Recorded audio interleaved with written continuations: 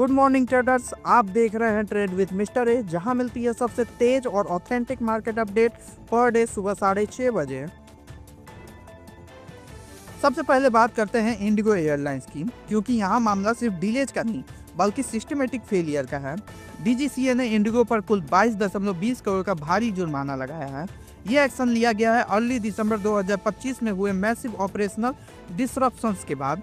सोचिए जरा, 3 से 5 दिसंबर के बीच 2507 फ्लाइट्स कैंसिल हुई, 1852 फ्लाइट्स डिले थी, जिससे 3 लाख से ज़्यादा पैसेंजर्स अफेक्ट हुए।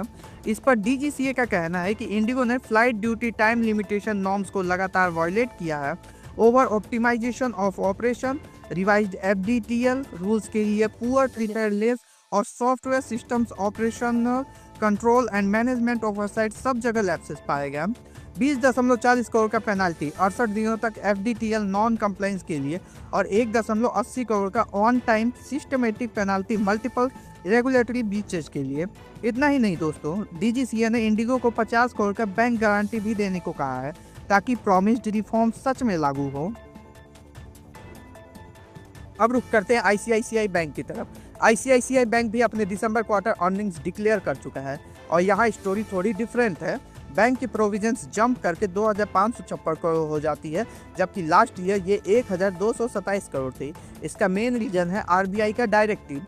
आईसीआईसीआई बैंक बताता है कि आरबीआई ने 1283 करोड़ का स्टैंडर्ड एसेट प्रोविजन बनाने को कहा है। ये provision agricultural priority sector loan से रिलेटेड है, जहां कुछ लोन पीएसएल गाइडलाइंस के फुल्ली कंप्लाइंट नहीं पाए गए हैं।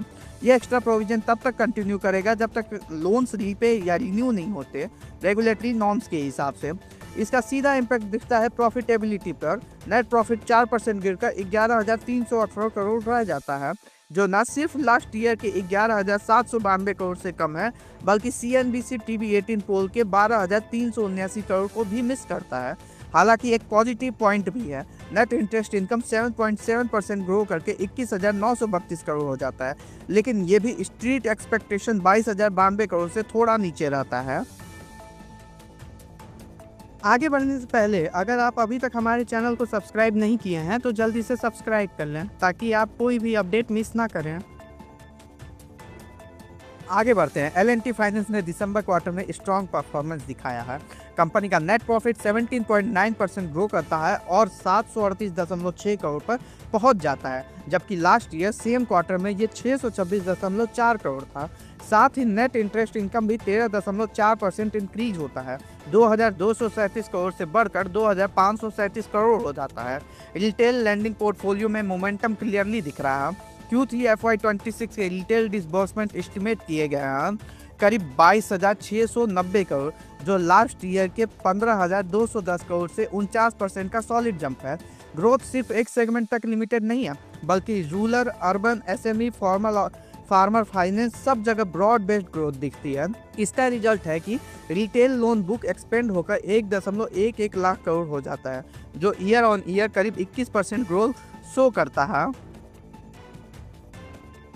इंडिया की largest private lender HDFC bank अपने दिसंबर क्वार्टर रिजल्ट्स अनाउंस कर चुका है और नंबर्स काफ़ी इंटरेस्टिंग हैं।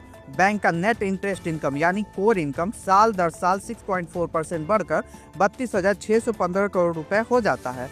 हालांकि ये फिगर सीएनबीसी टीवी 18 पोल के एस्टिमेट 32,762 करोड़ रुपए से थोड़ा कम रहता है, लेकिन प्रॉफिट साइड पे पिक्चर थोड़ी स्ट्रॉन्गर नजर आती है। नेट प्रॉफिट 11.5% जंप करता है और 18,653 करोड़ पहुंच जाता है, जो मार्केट एक्सपेक्टेशन 17,968 करोड़ से ज़्यादा बेटर है।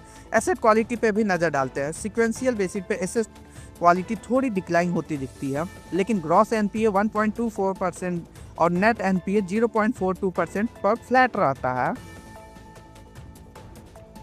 आगे चलते हैं। Domestic automaker Maruti Suzuki Gujarat में एक नया मेगा मैन्युफैक्चरिंग प्लांट लगाने जा रही है।